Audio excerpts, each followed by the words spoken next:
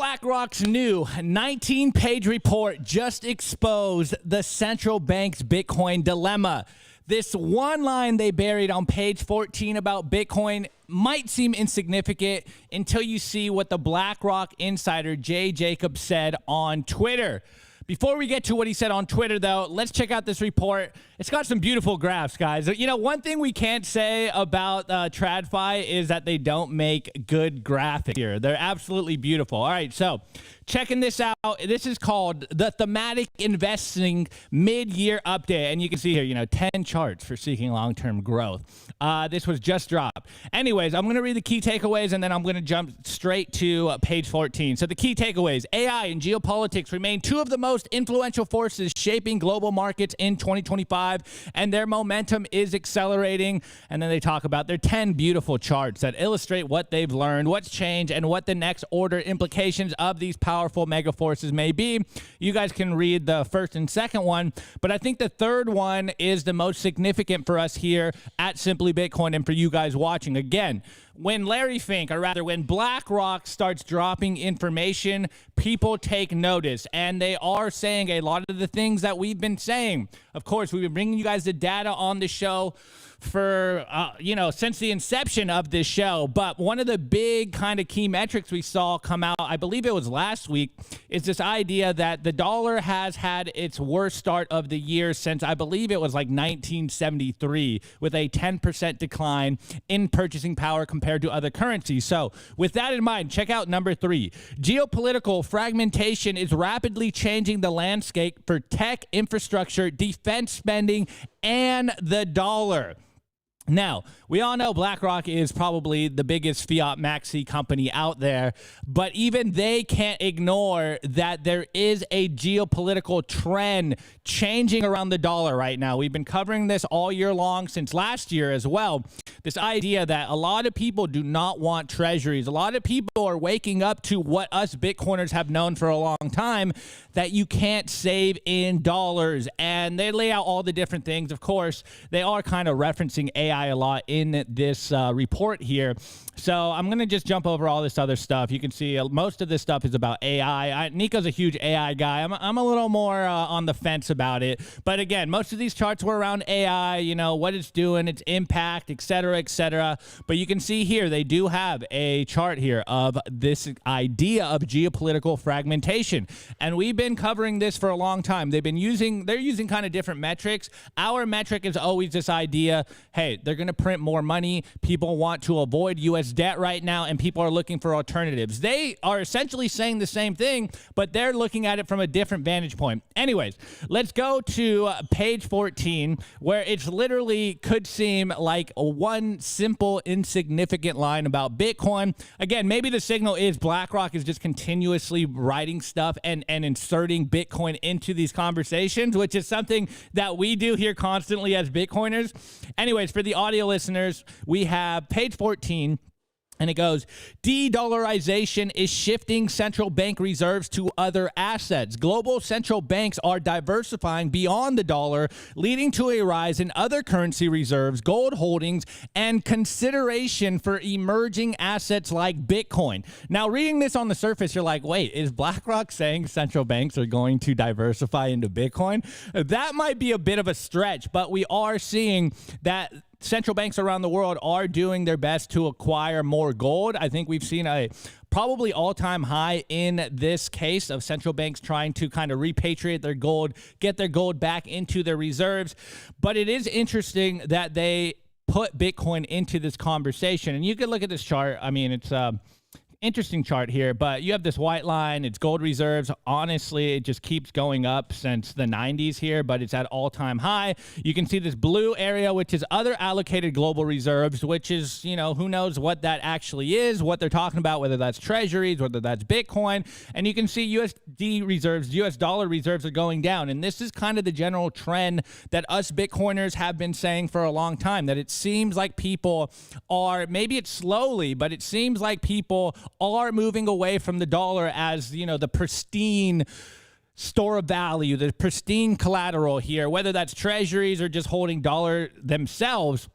it is an interesting trend that we've been covering along, and this is where I kind of have started to lean into more of the geopolitical, more macro stuff, is because of this trend and kind of showing me, okay, hey, if this is the trend that's going on, then as a Bitcoiner, whether I like what is happening, whether I like what I'm seeing, it's good to even understand what this is. You know, Nico's more on the political side. Whenever we talk about macro or geopolitics, he's like, this is Opti's place, which is funny because I'm new to the space in geopolitics and macro, but as we've talked about here for a long time, everything that you do kind of as a Bitcoiner, once you understand Bitcoin, you can look at all this stuff through the Bitcoin lens. So this is why I've personally been kind of focusing on the macro geopolitics because of this trend that we're seeing. And BlackRock is saying this exact thing. Now, again, the interesting part about this was when it was tweeted on, Twitter, or posted on Twitter.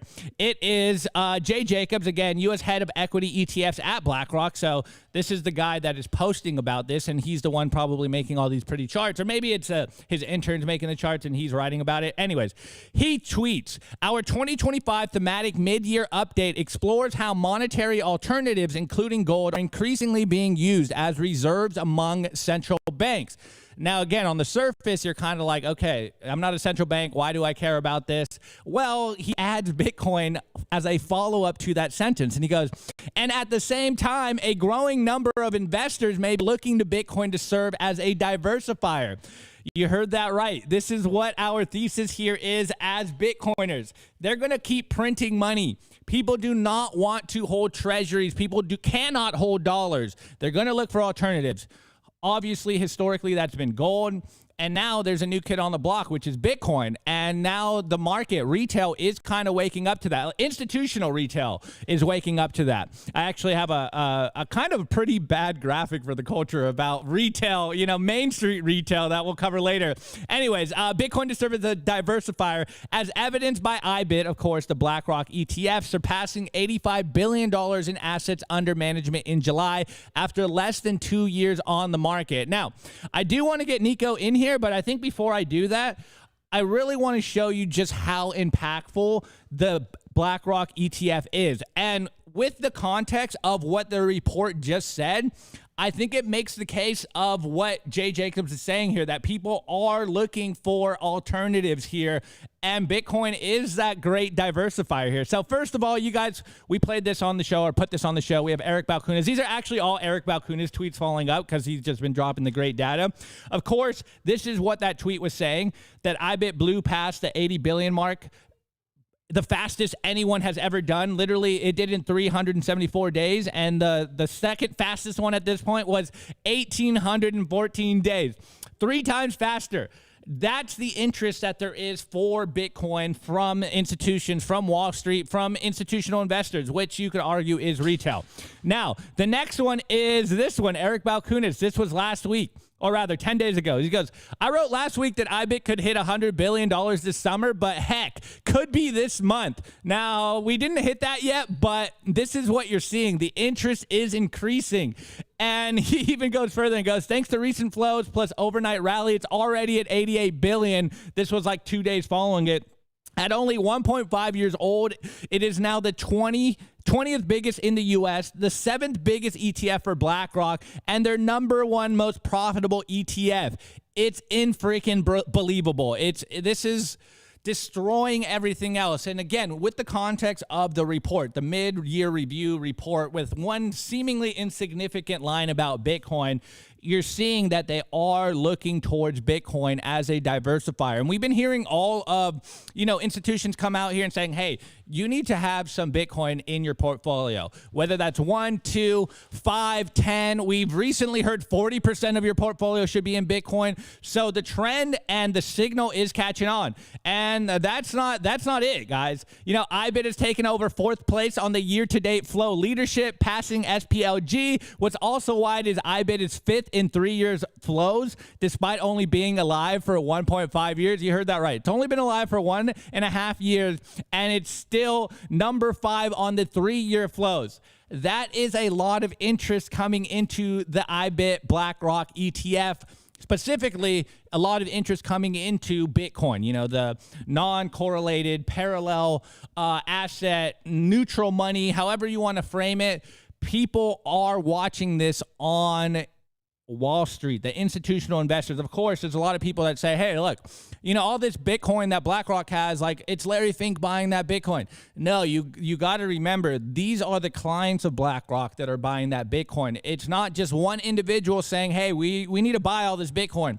It's a multitude of individuals realizing there may be something wrong going on, and I probably should buy some Bitcoin. And to wrap this up, this month, we have IBIT is now the third highest revenue generating ETF for BlackRock out of 1,197 funds, and is only $9 billion away from being number one. Just another insane stat for a 1.5-year-old, literally infant ETF. And they got the whole top 10 list here. So look, we like spot Bitcoin. We're spot Bitcoin maxis. Unless you have capital in the TradFi system and there's only one way to get exposure to Bitcoin, we basically tell you do not buy the ETF. If you can buy spot Bitcoin, why would you buy ETFs? And we all know the paper Bitcoin summer meme going around right now. Do not buy paper Bitcoin, buy the real thing. But with that being said, again, the signal coming from BlackRock is people are looking to diversify away from the dollar. I think I saw it this morning, and it was saying the dollar is losing its shine to investors right now. And this is something we've been covering on the show for a while. We've seen it come from the BRICS nations. Now we're seeing it come from domestic investors. It's like the writing's on the wall. From a Bitcoiner's perspective, it's so easy to see what is going to play out right now. But now we have the biggest institution in the world basically saying, based on our data, what we're seeing, mid-cap review of 2025, the people that are buying from us, our clients, our customers, they don't want the dollar right now. And with the performance of the ETF, just goes to show, this is really starting to take over the world. I know a lot of you guys out there don't like Wall Street so much, but they want the Bitcoin. And this should possibly mean that number goes up at some point, Nico. I don't know. We're still waiting here. How much paper Bitcoin is in the system? Because with all of this interest into Bitcoin, it's hard to see how the price could be stagnant at what is it? I didn't even look at the price today. It's like 118, 117 or something like 120. We're going to say 120. It's hard to see Bitcoin just going sideways when you're seeing the capital flow into Bitcoin accelerate at this pace. Again, literally the best performing ETF ever. And that doesn't even account for all the supposed Bitcoin that the corporate treasuries are buying. But there is something that's been missing. Yes, we've seen Google Trends go up for retail. But the chart I'm going to show you guys later, I could put it here, but we're going to talk more about that in the end of the show, and it would be fitting here, but let's just say that institutions are eating our lunch right now, and they want Bitcoin. So if you're selling Bitcoin, who are you selling it to, Nico? It's Saylor and Larry Fink's customers. You're selling it to Wall Street. Also want to give a shout out to the chat. It's actually being nice to me today. Appreciate it. We've gotten 2 super chats so far. Thank you, Ron, and thank you, Mexica Hodl. If you guys are enjoying the show so far, we're 1,300 live viewers between YouTube and X, and of course, Rumble coming in strong. Smash that like button. It really, really helps with the algos. But to go back to Opti's point, it speaks for itself. The best performing ETF BlackRock has ever had. That's so crazy to say. That is so crazy to say. It is on the verge of being the most profitable ETF. And I always talk about this, ladies and gentlemen, and you can't look past it. Alignment of incentives. Max Kaiser makes a joke about it where he's like, who's the best Bitcoin employee of the month? The best Bitcoin employee of the month right now is BlackRock, dropping those types of reports. The best Bitcoin employee of the month is Larry Fink, is Daddy Fink, with those types of reports, man. It's absolutely fantastic. Bitcoin is winning, and this confirms what Bitcoiners have been screaming from the rooftops for the past decade, that it is the best asset the world has ever seen. So is it a surprise that it is the best performing ETF in history? No, it's not a surprise at all. It was in inevitability. They tried to stop it. They tried to delay it. But because of Bitcoin's incentives, because of Bitcoin's decentralization, you cannot stop the honey badger. And the fact that they're dropping these types of reports, do you think, listen, guys, no one is better than their incentive. If BlackRock's third most profitable, about to be one of the most profitable ETF is Bitcoin, what do you think BlackRock is going to do? BlackRock owns basically every single company. They have ownership in it. Why do you think this whole, the whole, environment thing, FUD, why do you think that all stopped simultaneously? Why do you think Bitcoin mining became all of a sudden good for the environment? Why do you think you don't see those articles anymore? Because no one is better than their incentives. Guys, listen, I tweeted this out yesterday because I usually try to tweet out once a day. I usually try to post once a day. But at this point, I said, guys, we won. There's really nothing else to talk about at this point. Like, it's just a patience game, right? So this is what winning looks like. This is what winning feels like. And I get, for a lot of Bitcoiners that are watching us right now, it might not seem that way. Why would it not seem that way? Well, because you might be perceiving this as like, look, what does it matter if BlackRock's ETF is, the best performing? What does it matter if, the president of the United States has in the top 10 largest Bitcoin treasury company? Like, why does all of that matter? It matters because, again, Bitcoin's not being banned, and the capital that is required in order for Bitcoin to go to $1 million per coin, to go to $2 million per coin, to go to $5 million per coin, it's waking up. It's woken up to that fact, to that reality. Appreciate the, I don't know what they call it on Rumble. Yeah. I didn't even know there were Rumble Super Chats. But appreciate the Super Chat on Rumble from Zigzag. But yeah, this is what winning feels like. Embrace it, feel it, like it, appreciate it. This is what it feels like. It's fantastic. And we're winning. Now, my warning, I'm going to continue to warn people. I'm going to continue to advocate for it. Guys, self-custody. Self-custody. You have to take self-custody of your Bitcoin.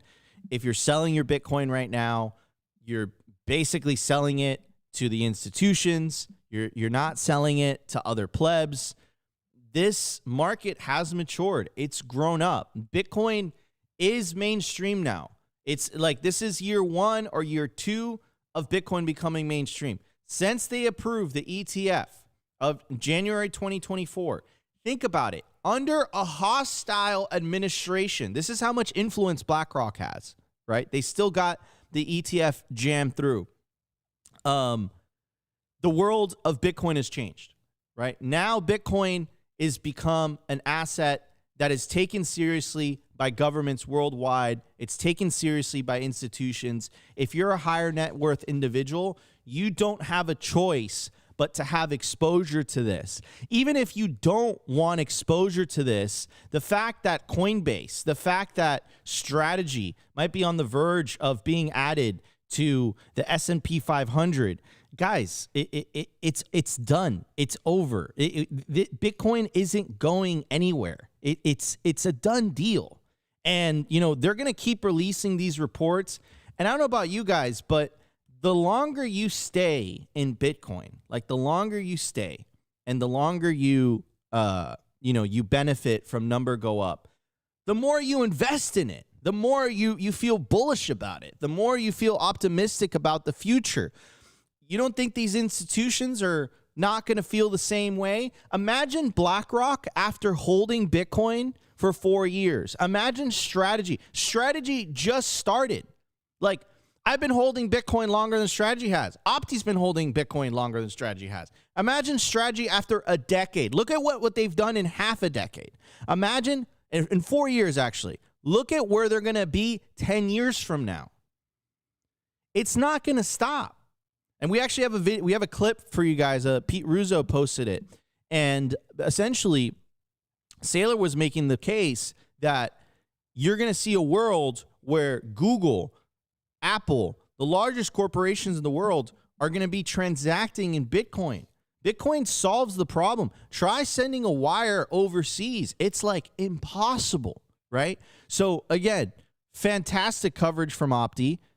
You know, Opti's becoming the Simply Bitcoin macro guy. It's impressive to me. Like, holy cow, he understands these concepts.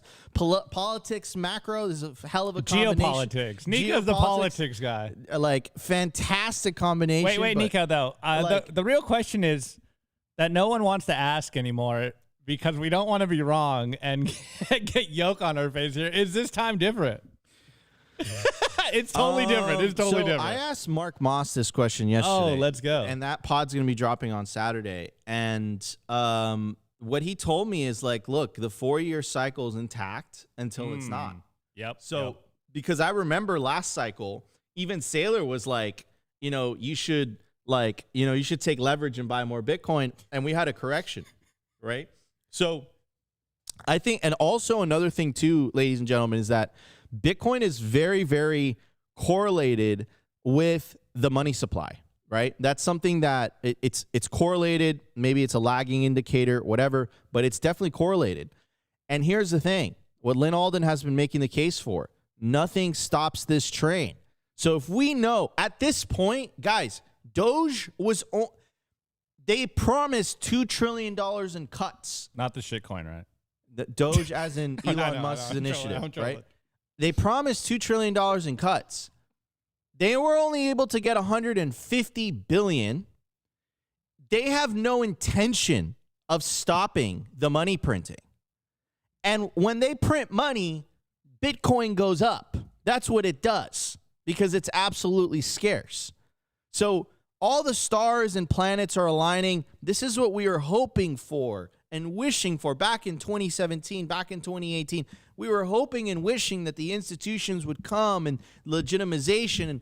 And you know what? In a way, we were right. We were just like 5 years early, right? You needed a Michael Saylor to prove the strategy. You needed BlackRock to say, hey, listen, guys, there's an opportunity to profit from this Bitcoin thing. We got to use our political influence to jam this through no matter what. And they jammed it through, right? And what happened? What happened? What all Bitcoiners would have predicted was going to happen. The best, could you pull up that chart? Because it's so impactful. Which one? Sorry. The chart of the Bitcoin, the BlackRock ETF compared to everything else. Did I pull it up? Yeah, right this there. One? Okay. Yeah, right there. Like 1 second, guys. 1 second. This is what you call absolute dominance. And here's the thing. Look. There we go. Here's the thing. It doesn't matter how much you dislike Bitcoin. It doesn't matter how ideologically opposed you are to Bitcoin. The fact is that if you believe in capitalism, if you believe in making a profit, if you believe in investing, okay, you cannot deny the fact that Bitcoin is the superior asset. There is no discussion here. Michael Saylor is proving that with his company. His company outperformed NVIDIA in the midst of an AI boom. This is a company that specializes in manufacturing GPUs that literally, that's what powers all this AI stuff. If you guys are using ChatGPT or any of the AI or Grok or whatever, they're using NVIDIA hardware in order to power all that computation. And Strategy, just by holding Bitcoin, outperformed that company. What do you think is going to happen? Do you think, like 5 years from now, Google can't resist, Apple cannot resist, because they would be at a competitive disadvantage to companies that do hold Bitcoin. Tesla right now, we're going to talk about this during the news segment, which is part of the Big Seven. They now hold $1.2 billion worth of Bitcoin. I think their profit is like 500. I forget what the exact number is, but it's like 500. It's like 500. It's like 500 or 700 million. They didn't make a car for that. They didn't like, there was no, like, they didn't have to do anything. All they had to do is reallocate a portion of their fiat, of their cash equivalents, and put it into Bitcoin, and they made a profit. That's all they had to do. They didn't even have to they didn't have to do labor or anything, right? So there's going to come a time where the big seven, and you have to understand how much cash these guys are holding. The reason they're okay with holding it is because of how much profit they make. Apple, Google, Microsoft, they make so much profit that they don't care if they're losing, tens of millions of dollars in purchasing power due to debasement on a yearly basis. Imagine if we flip that up, and imagine if we turn that on its head and say, listen, you're not only going to hold a melting ice cube, but you're not going to do that anymore. That ice cube is actually going to grow. So on top of you being a fantastic company with all the profits that you make, with those profits, now you're putting those profits into something that's absolutely scarce and increases in purchasing power over time. Increasing your bottom line, increasing your ability to invest in R&D, increasing your ability to grow your business. Now apply this to small businesses. Perhaps you're not as profitable as the big seven. Let's say you're a small business, you're making $500,000 a year, $1 million a year, and you're putting some of those profits into Bitcoin.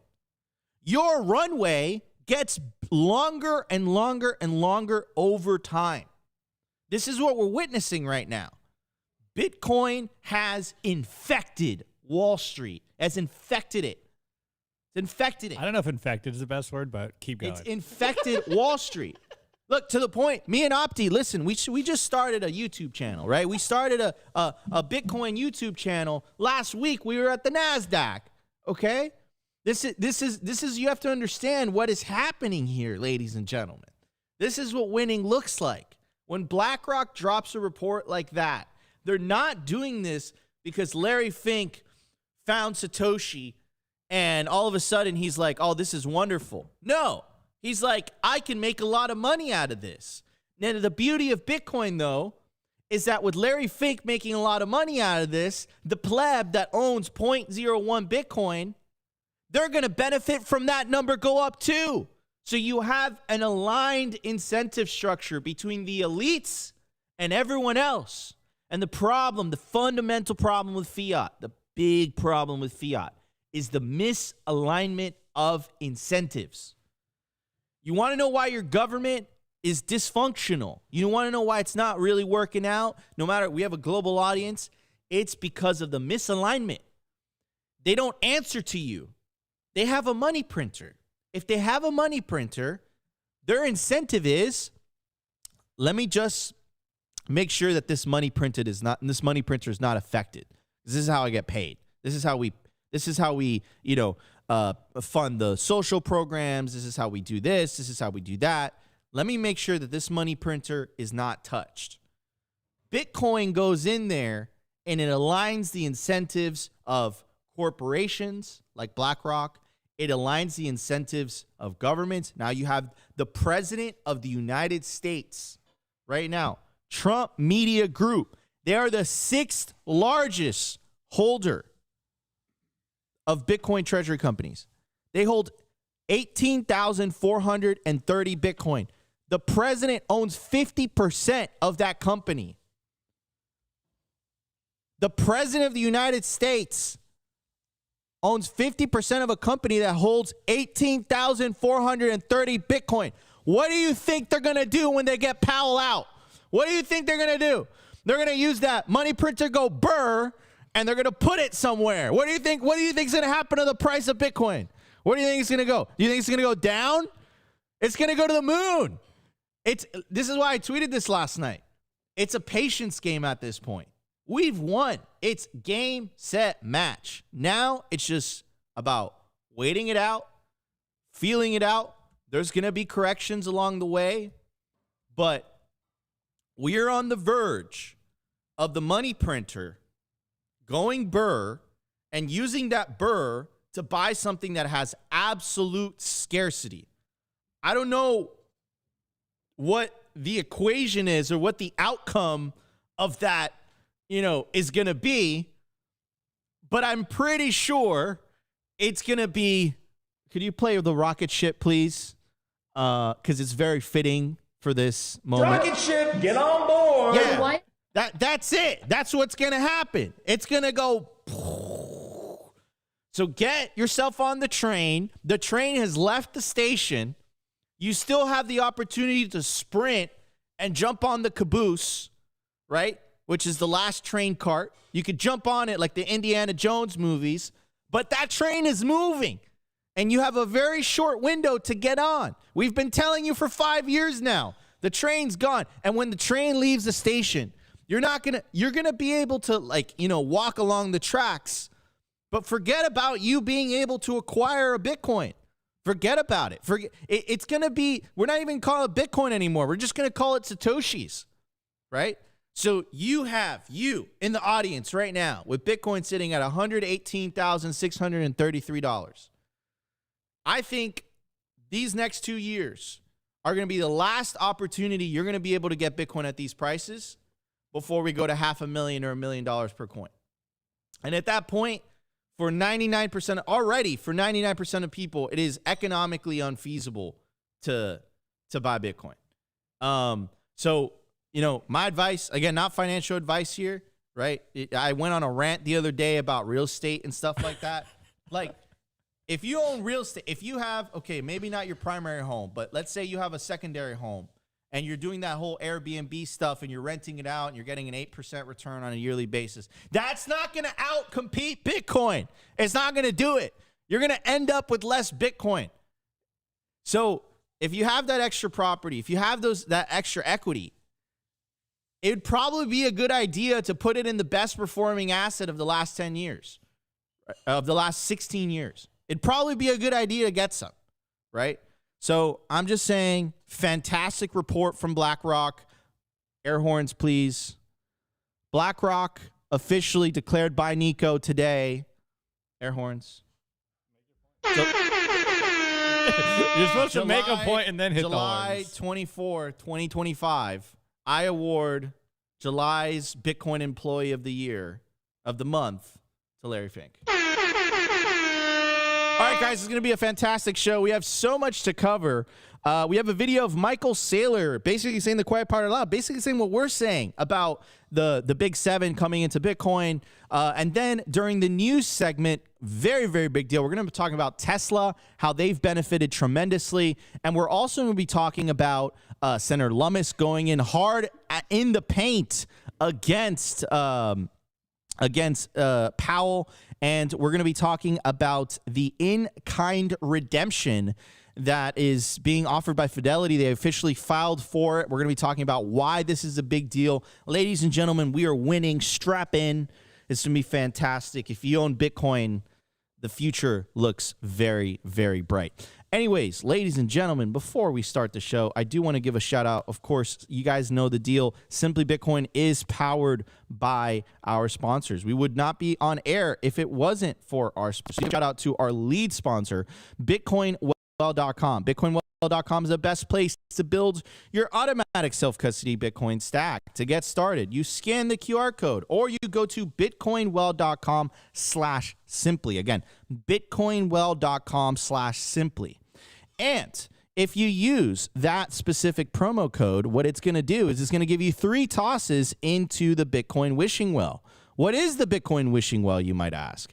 Well, the Bitcoin wishing well gives you the ability to win up to 1 million sats every time you toss a coin into the Bitcoin wishing well. You get 3 tosses by using bitcoinwell.com/simply, that URL. It's very simple. Again, you get 3 opportunities to win up to 1 million sats. We're going to do a live presentation for you guys right now on air. First person to scan it with their QR code has won 546 Satoshis. If you're a higher net worth individual and you're looking to buy $50,000 worth of Bitcoin or more, and you want a dedicated account representative that you can call or text every time you want to buy Bitcoin, you got to check out bitcoinwell.com/OTC. Again, bitcoinwell.com/OTC. Schedule a meeting with them today. All right, everybody, let's hit the numbers. We have tons to talk about. It's going to be a fantastic show. Happy to be back. I've been doing podcasts back to back. Opti's been holding it down, but I'm going to be back for the rest of the week. We'll be right back in just a second. We're going to hit the numbers.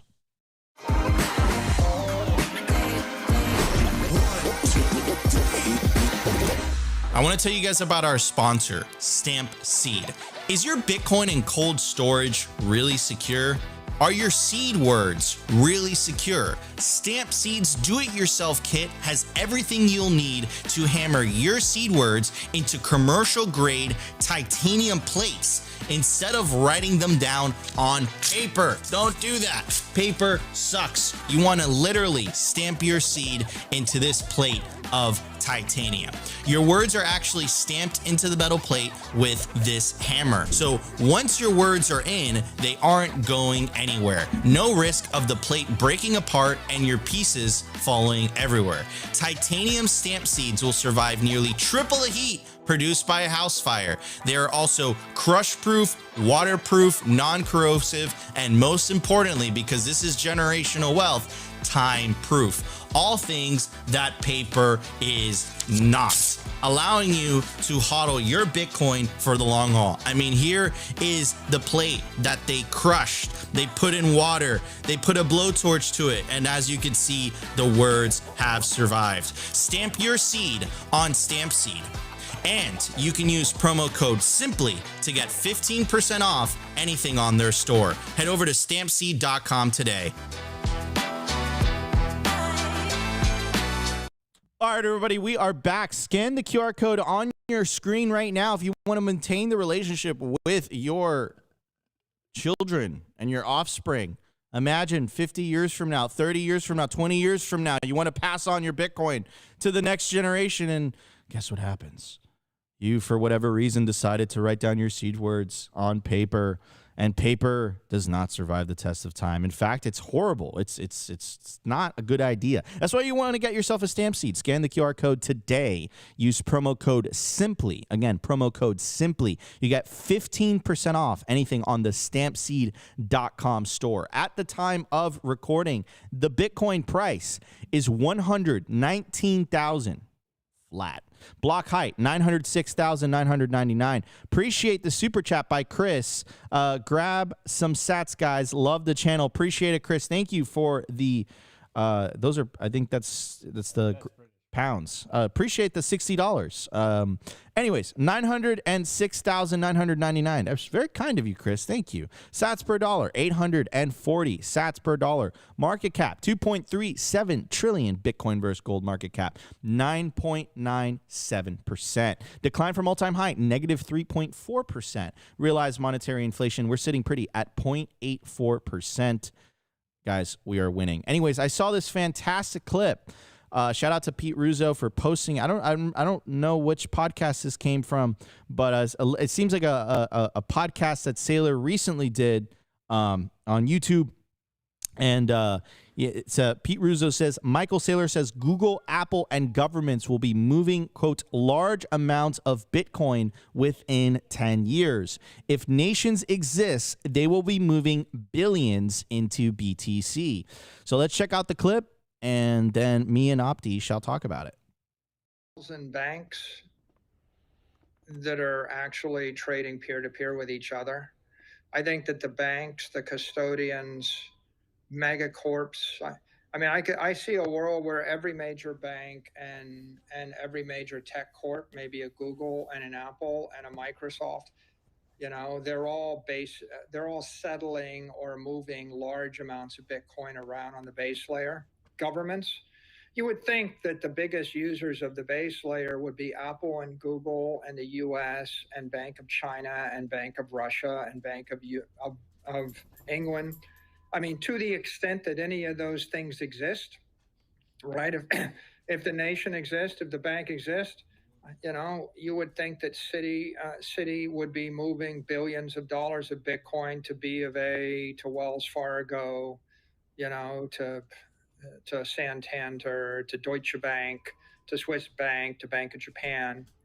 I would think that Microsoft will move billions and tens of billions of Bitcoin between Microsoft and Google in order to work through some, technical issue. I think I think Visa and any of the payment networks, they'll have massive amounts of Bitcoin. So I think that if you're actually an individual and you're using Bitcoin right now, you're one of the early pioneers. So first of all, shout out to, I had no idea, shout out to BTC Sessions, because that was an interview with Sessions. But dude, I mean, dropping the fire. And also, Pete, you gotta give some credit, dude, because we don't know where those clips are gonna come from. So shout out to Sessions for that interview with Saylor. But what was I gonna say, dude? First of all, so much sauce there, dude. Saylor is essentially predicting. Mind you, this is the same guy who predicted the mobile wave, right? He predicted that essentially the iPhone was going to fundamentally change how people communicate. There's a very famous video of him doing this, and he was right. The Apple stock absolutely ripped. So Saylor has a very good track record of predicting this, and he's basically saying, like, look, like what I expect is going to happen on the main chain a couple years from now, when all these companies adopt Bitcoin, they're going to be using it to transact. Central banks are going to be using this to transact, to and from, right? Oh, so Mel apparently won the 529 sats from Bitcoin. Well, that's awesome. That's fantastic. So yeah, I mean, dude, incredible clip. Saylor dropping sauce. And shout out to Sessions, man, for that podcast. And Pete, you got to put some sources, bro. Yeah, I was literally saying that this morning. Like, guys, we need to put our sources on Twitter, and we're guilty of that too. But anyways, we're not putting our dirty laundry here. I really like the end of that clip because we talk about it constantly. Maybe you're not necessarily early to the Bitcoin price per se, but I like how Saylor was framing it. It's like we are still all early pioneers to this thing. Like, yes, the price is at 120K. Yes, it's been around for 15, 16 years. But every single one of us that goes fully into Bitcoin, kind of revolves their lives around Bitcoin, is saving everything we have in Bitcoin, I would still consider all of us early pioneers. And I love Saylor saying that. I mean, he also has the biggest stack anywhere. So it's probably pretty easy for him to say that we're all early pioneers here.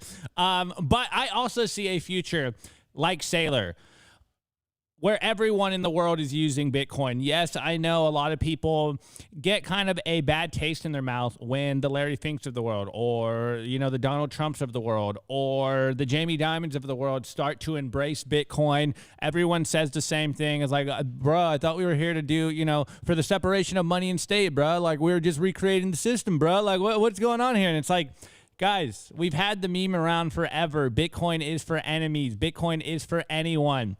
And as I've been saying, kind of as a reverse view of this, it's like if you are one of the big influential players in the system, you probably need Bitcoin just as much as we do as individuals. If your whole empire is built on the sand dollar that is the IOU, it's going to literally melt and break away. So if anyone needs it just as much as we do, like I would say we need it just as much to, not necessarily be poor and destitute here forever and ever and ever.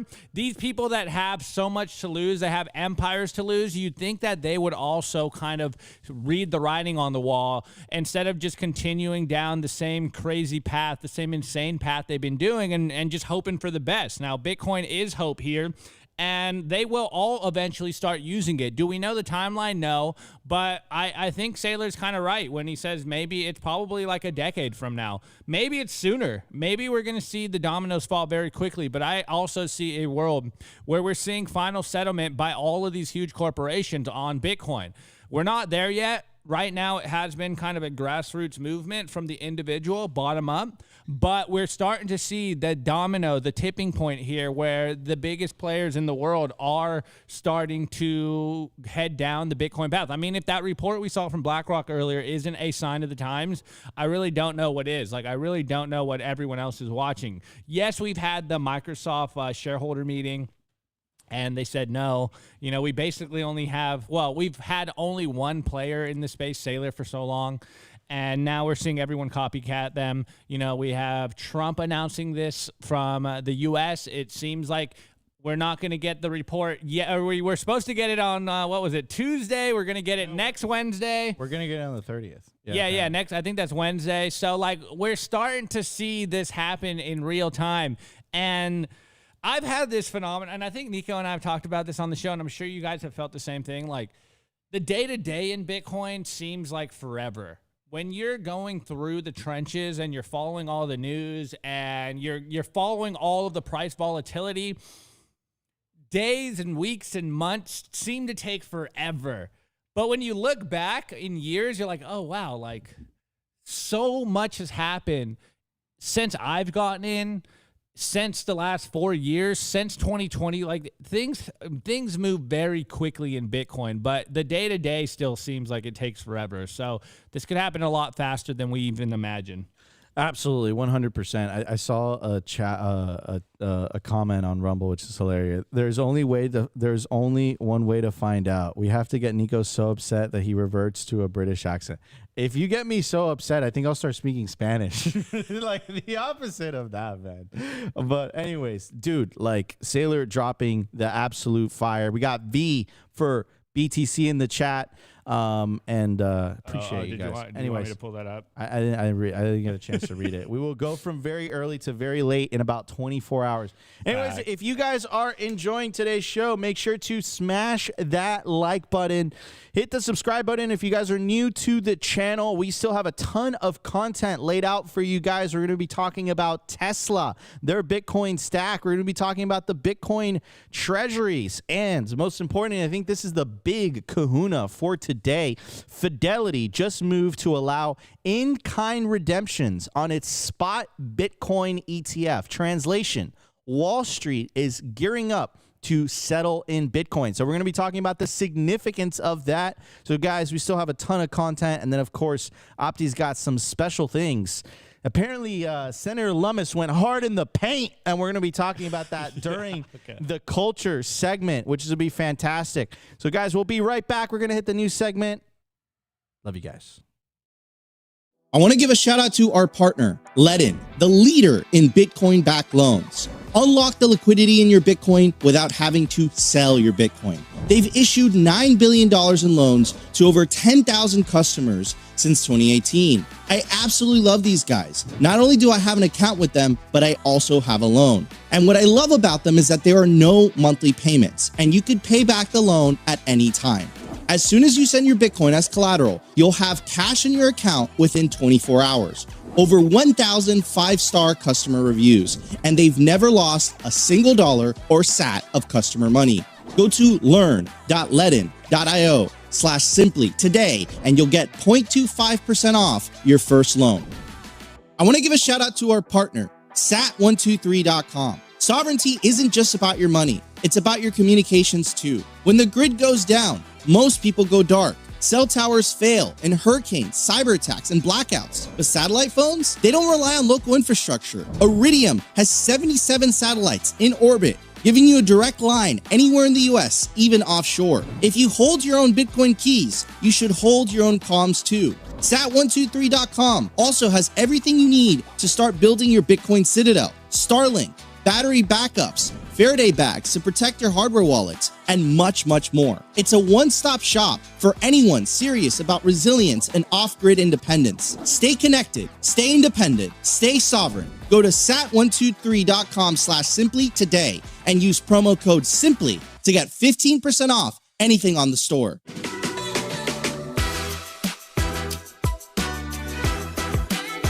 I want to give a shout out to our partner, Cold Card. If you're serious about self-custody, Cold Card is the best Bitcoin hardware wallet. There is no second best. The Cold Card Q is the ultimate air-gapped Bitcoin signing device, complete with a full keyboard, large screen, camera, NFC support, and much more. Do you prefer something sleeker? The MK4 is trusted by hardcore Bitcoiners around the world. Both are built by Bitcoiners for Bitcoiners, secure and open source. Simply Bitcoin viewers get 5% off with promo code SIMPLY. Take self-custody of your Bitcoin today with Cold Card. I'm just surprised how everyone's being nice to me in the chat. Maybe I should like disappear for a couple days. Maybe you need to wear a nice collared shirt every day. You know, maybe I should just disappear for a couple days. No, you need to go Nico Jones on them every day, and then they'll be nice to you. All right, guys. So this is the breaking news for today. Fidelity just moved to allow in-kind redemptions on its spot Bitcoin ETF. What does that mean? It's a huge, huge deal. So right now, when big players buy or redeem shares in Fidelity's Bitcoin ETF, it's done in cash. The ETF has to sell or buy Bitcoin on the open market. That means extra fees, more taxes, and more friction. In-kind redemption changes the game completely. Instead of cash, large players swap actual BTC for ETF shares directly. No selling, no middlemen. This keeps the ETF more tax efficient, lowers costs, and more importantly, gets more real Bitcoin off exchanges into cold storage. Anyways, the SEC hasn't approved this yet for crypto ETFs. They've delayed it multiple times, but Fidelity, BlackRock, and others are pushing it hard. If it goes through, ETFs become cheaper, more efficient, and more closely tied to the actual Bitcoin network. This means less pressure on the open market, stronger Bitcoin custody practices, and a cleaner link between ETF shares and actual Bitcoin ownership. It also normalizes Bitcoin as an institutional grade asset, pushing it further into the mainstream without compromising its fundamentals. The bottom line is this: in-kind redemption equal more Bitcoin in cold storage and less Wall Street friction. If the SEC greenlights this, it's bullish for price, it's bullish for adoption, and it's bullish for Bitcoin's long-term game. Stay tuned. When the suits fight for in-kind Bitcoin, you know the incentives are aligned, which is what we've been saying for many, many months now, many years now. Aligned incentives. That is the beauty of Bitcoin. So a shout out to Fidelity for doing this. They don't have to do this. I mean, they kind of do, right? Because it reduces the friction. This is what I'm talking about, ladies and gentlemen. Reduces, everyone wins. This is the beauty of Bitcoin. It's so hard to understand that concept because we've been so used to being screwed over by the legacy system, the fiat system, which is an unjust system. I can even say it's an evil system. Opti, what are you thinking here, bro? Since now that you're the in-house macro expert. I don't know about that. I don't know about all that. Yeah, I think this is huge. Like, you guys have to remember, Fidelity is the second largest ETF. This is a big news. You know, it would maybe be a smaller splash if it was like ARK or something, even though we love Cathie Wood, but her ETF is not the number 2 ETF. This is, again, the second largest ETF. They hold, let me get my numbers correctly so you guys don't throw tomatoes at me. They hold 204,621 Bitcoin, roughly 1% of the total Bitcoin supply right now. It's, you know, what's around $22 billion or something like that. Like, this is a big ETF, and now they're doing in-kind redemptions, and we've been hearing Hester Pierce talk about this for a while, that they're going to kind of push to do this. So huge shout out to Fidelity for doing this. They're, you know, at this point, the Fidelity digital assets team, they're like hardcore Bitcoiners. They've been around for a long time. They're doing everything correctly. Now, I think the real impact of this is kind of what Nico was saying. This is the one thing that will differentiate them from BlackRock. Look, BlackRock has the brand. They're like the Coca-Cola brand here now. But Fidelity just did such a big move here, I think, with this, that not only is it going to force every other ETF to follow this exact lead, and hopefully we'll get to a point where every ETF has in-kind redemptions. Like, that's where we really want to go. But for the time being, I think this is going to really differentiate them from the BlackRock ETF. And who knows when or if Larry will follow suit. But for like a hardcore Bitcoiner, if you do have, you know, capital still in the traditional financial system, or rather if you have like a 401k or whatever and you can't get that money, or you don't want to take the penalty to just get it into spot Bitcoin, like this is probably the ETF you have to go into at this point. Like this is the big move right now. And it's going to be very interesting if more capital starts to flow into Fidelity because of this news. I know a lot of traditional financial investors probably find this to be a good thing, not just Bitcoiners themselves. Like this is a huge move right here. And I'm really, obviously you guys know I'm a spot Bitcoin guy. Like I just want Bitcoin, but this is really exciting to see. Like this is the big stuff. This is what all the Bitcoiners were really freaking out when the ETF came out. Remember in the Larry Fink prospectus, like this is the one thing everyone wanted to see. And we got the like, hey, we can fork off wherever we want line. And we're like, yo, okay, this is bad. Now this is good. This is really good stuff. So I'm excited to see if everyone follows suit and if this does differentiate Fidelity from everyone else. Now, the real key here is what Nika said, now we know that they are actually getting the Bitcoin, that's the big thing here. If they are actually scooping up all the Bitcoin they say they are, now we're gonna know. Now we're gonna know. We're gonna know.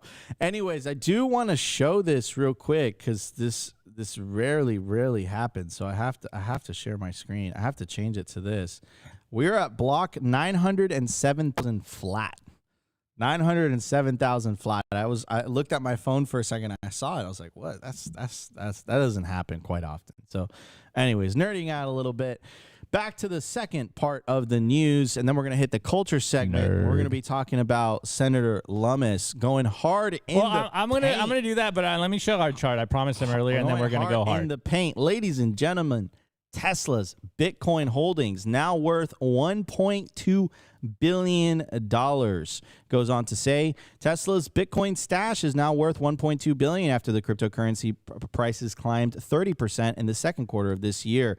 The gain reflects a recent change in how U.S. accounting rules treat digital assets, one that works in Tesla's favor. Remember, I told you guys how big of a deal was going to be for the change of the FASB accounting rules. Now corporations could reflect that, hey, look, I'm up on my Bitcoin investment. Tesla currently holds 11,509 BTC, according to BitcoinTreasuries.net, making it the 10th largest publicly traded company to hold the crypto asset on its balance sheet. Bitcoin is currently trading at 118,000, up from 83,000 on April 1st. A rule approved by the FASB allows companies to account reporting the fair market value in their crypto holdings each quarter. This shift was required beginning in Q1 2025. Now, the news here, and not the noise, is Tesla's part of the Big Seven. And the more Tesla's Bitcoin stack goes up in value, the other corporations that are part of the Big Seven tech stocks, they won't be able to ignore it. And that's the news, ladies and gentlemen. Number go up. It's kind of literally what Saylor just said in that clip.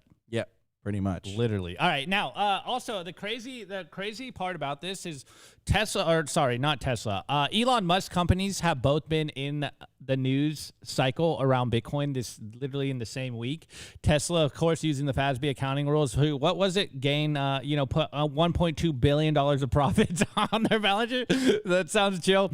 And then SpaceX moved about 7,000 coins this week. So like, as much as Musk has, as much as I haven't been a fan of Musk for a while, I'm a little critical. I don't dislike Musk, but when it comes to his Bitcoin stance, it's just like he's so close, but he just isn't there yet. And we're speculating whether the whole Trump-Musk breakup would drive him into Bitcoin.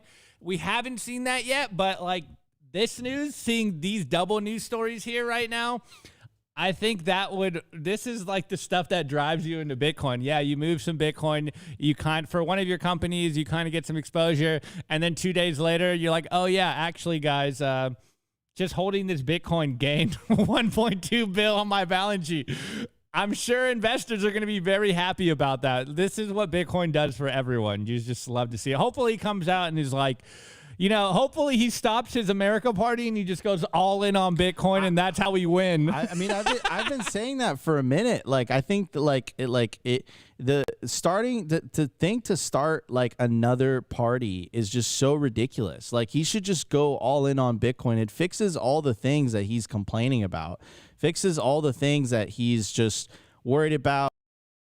He's saying like the overspending, like, you got to fix the root cause, and the root cause is the Federal Reserve. And the way that you fix it is a parallel system, and that parallel system is obviously Bitcoin. Anyways, ladies and gentlemen, we're going to hit the culture. We will be right back in just 1 second. I want to give a shout out to our partner, HIVE Digital Technology. Why HIVE in 2025? Unstoppable growth.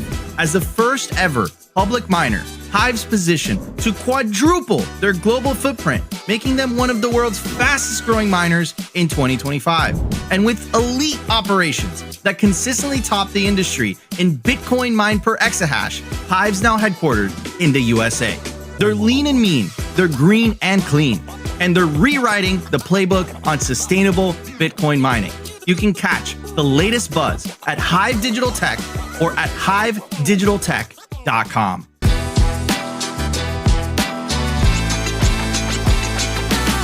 I want to give a shout out to our partner, BitcoinBend.io. If you're into freedom, Bitcoin, and building a real community, this is for you. Gain exclusive access to real-world, members-only, private clubs across the globe, featuring poker nights, expert-led classes, co-working spaces, educational meetups, live events, and more. Current locations include Sarasota, Nashville, Boston, Dallas, Las Vegas, and St. Louis, with new clubs launching soon in West Palm Beach, Scottsdale, Alabama, and beyond. Not to mention Bitcoin Bend's resorts in El Salvador. There's 3 of them, and they're absolutely beautiful. You'll also get access to the first fully backed Bitcoin bank with fiat ramps and savings accounts. It's called Private Key Bank, and you guessed it, it's based out of El Salvador. Go peer-to-peer with Bitcoin bulk buys, tap into home equity for long-term Bitcoin growth, and join their exclusive mining pools if you're interested in mining. What are you waiting for? Head over to BitcoinBend.io, join today, where Bitcoin meets freedom.